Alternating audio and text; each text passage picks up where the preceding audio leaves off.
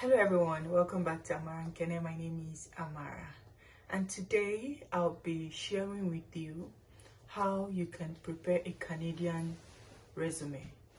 A lot of us want to apply for jobs online, and when we do, we don't get a call back.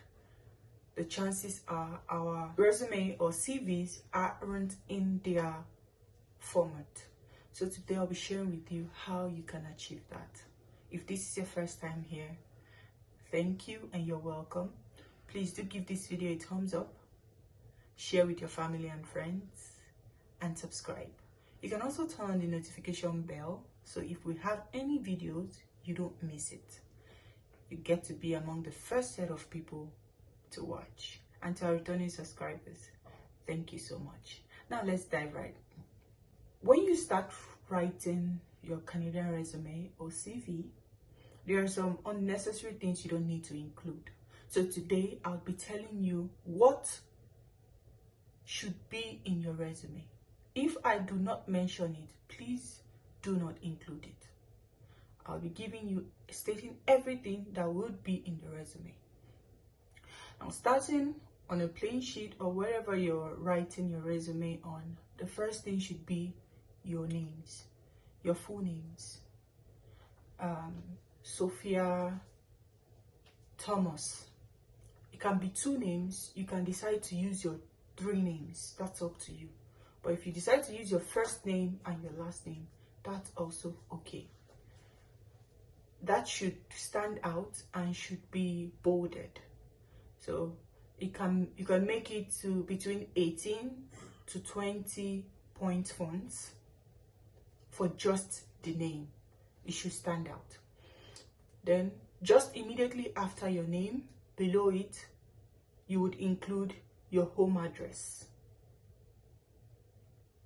Following that is your email address and your phone number. That's all they want to see. That's all they're interested in. Now, after doing that, you move down with a clear heading. Now, the next thing I'm about to say is not compulsory. You can decide to include it. You can decide to leave it. But the next thing is objective. Now, objective is what you expect to get from the company.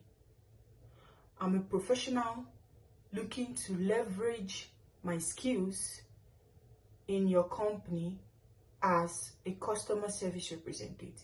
What do you expect? Oh, I'm looking for a position as a customer service representative, or I'm looking at a position as a mechanical engineer. Whatever it is you're expecting, that would be the objective there. Now, as I said again, it is not compulsory. You can decide to leave that or include it. Now, after your objective, don't forget the objective should be in a clear heading. You can make it all capital letters and should be bolded. Then you move to the next heading. The next heading should be summary of qualifications. It should also be in capital letters and also make that bold. Now, what is summary of qualifications? This is a section where you list your top 5 to 7 points that highlight your professional experience and that will help you stand out. Now, this is where you would say, I have 2 years working experience as an engineer.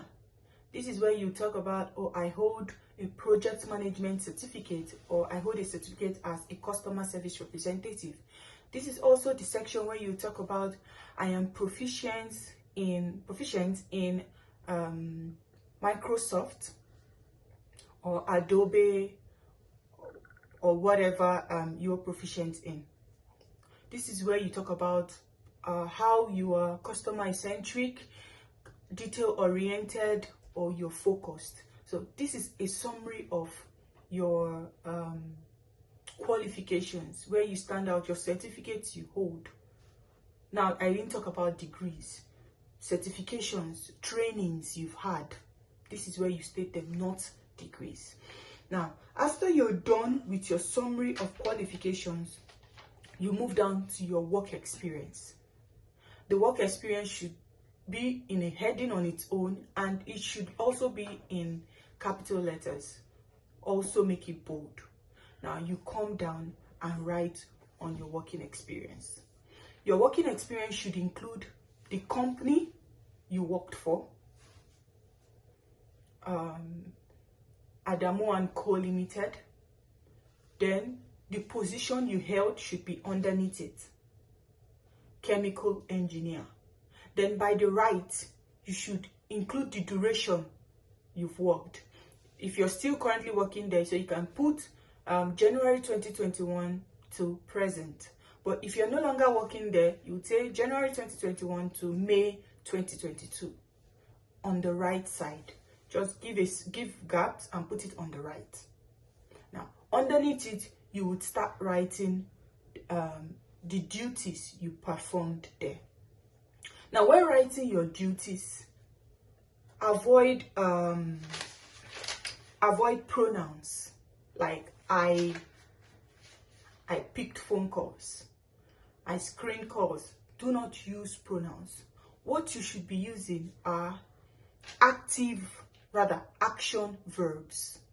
Action verbs like achieved, screened calls daily, coordinated, contributed, identified, optimized, responded to, received.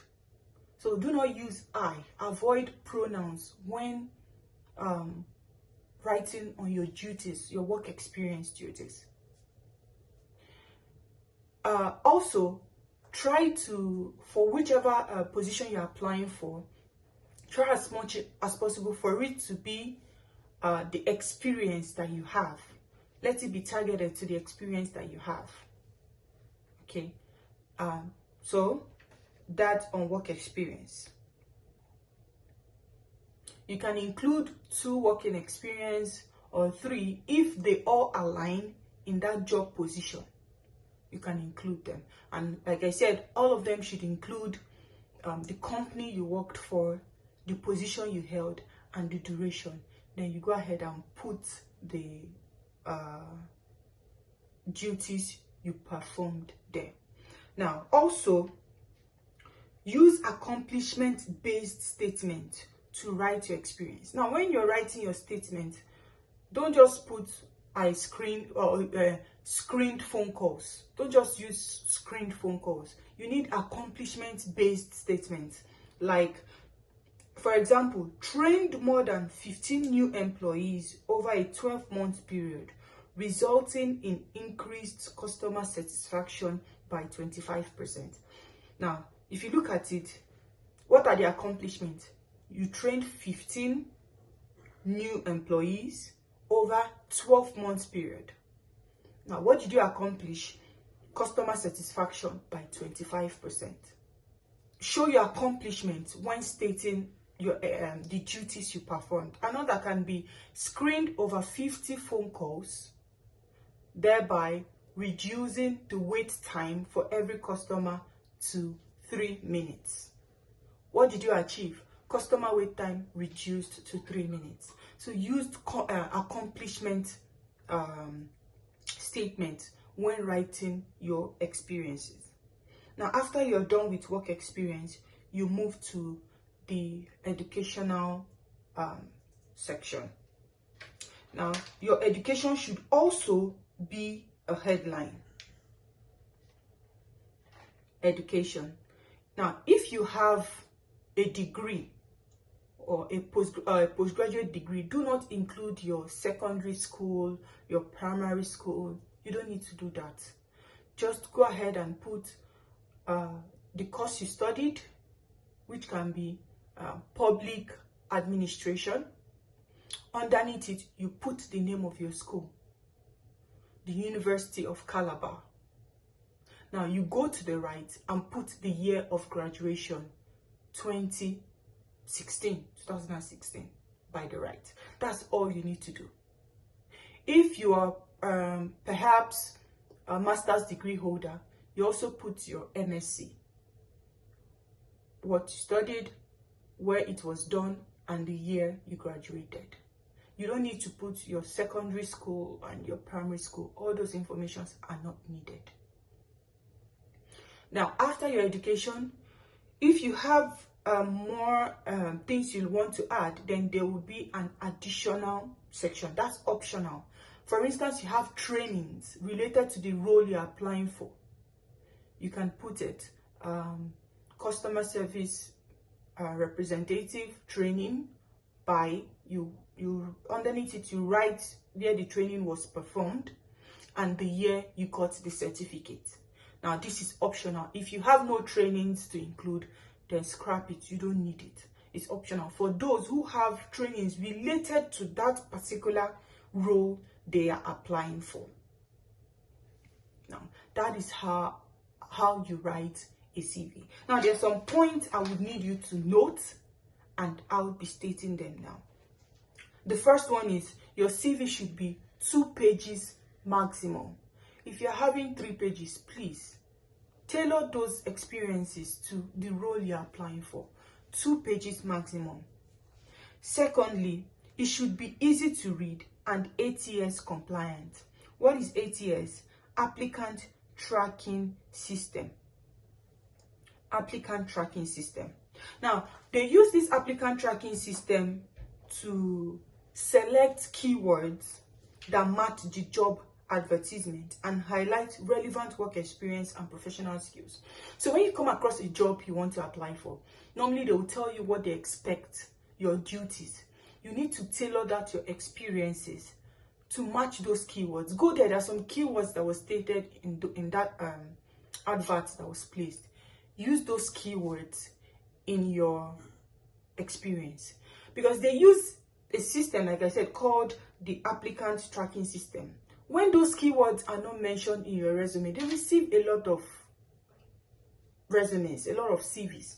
So when it is not mentioned, yours doesn't get selected. But when you go ahead and pick those keywords, yours gets selected from it. So whatever job you're applying for, check out the keywords listed in their duties there and use it when writing your CV. Also, just use a 12-point font. 12 point is fine.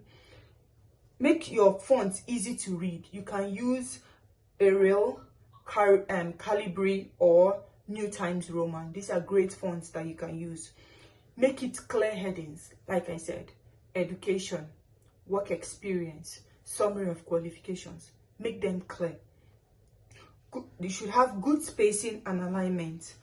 Don't use any special graphics, tables, boxes, icons, charts, hyperlinks. Please avoid all that. Do not include them in your resume or your CV. As I've said also, do not use pronouns. I avoid that. Use statements. Use action verbs.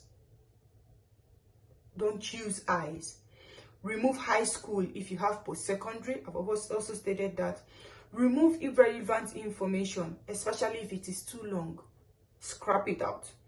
Remove references available upon request. Please do not include that. Now, I will be posting a sample of this resume on our Instagram page and Facebook page. The links will be provided on the description box, but you can go ahead and search. It is Amara and Khene on both pages. Amara and Khene on Instagram, Amara and Khene on Facebook. You would see a sample provided there. For all these things I discussed, you will see them in that sample there. So it will be like a guideline to you creating your own CV. When you have this Canadian CV format, you would see how you'd be getting a callback on every application you submit, because you have included the keywords that would be needed. Even if an ATS is used, everything would just be happening so fast. You'll be surprised because you're using the required format. I hope you found this video very useful. If you have any questions, don't be a stranger. You can include it in the comment section or go to our Instagram page, Amara and Khene, and we will definitely reply to it. Thank you for watching. Please do not forget to leave a thumbs up on this video, share with your family and friends, and click on that notification bell so you don't miss more videos we'll be posting. I'll see you next time. Until then, bye.